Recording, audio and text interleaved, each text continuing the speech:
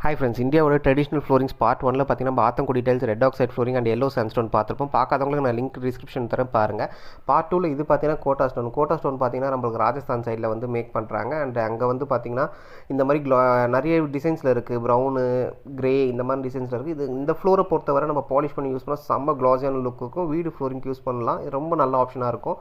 ரெண்டாவது பார்த்தீங்கன்னா terracotta tiles. இது பார்த்தீங்கன்னா நம்மளுக்கு க்ளே பேஸ்டு மெட்டீரியலில் செய்வாங்க. இது ராஜஸ்தானும், வெஸ்ட் பெங்கால், உத்தரப்பிரதேஷ் இந்த மாதிரி சைடில் வந்து அங்கே இருக்க லோக்கல்ஸ் கண்டுபிடிச்சது இது.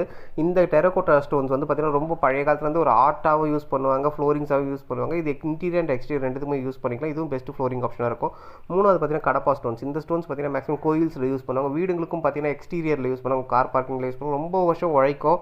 அண்ட் இந்த கல் வந்து ஈஸி டு மெயின்டைன். ரொம்ப ஒரு நம்ம கஷ்டப்பட்டு மெயின்டைன் பண்ண அவசியமே இருக்காது. ரொம்ப ஈஸியாக மெயின்டைன் பண்ணலாம். இது வீடு, கிச்சன், ஸ்லாப்ஸ் எல்லாத்துக்குமே யூஸ் பண்ணலாம். அண்ட் இந்த வீடியோ பிடிச்சிருந்தால் மறக்காமல் லைக், ஷேர் அண்ட் சப்ஸ்கிரைப் பண்ணுறேங்க. Thank you friends.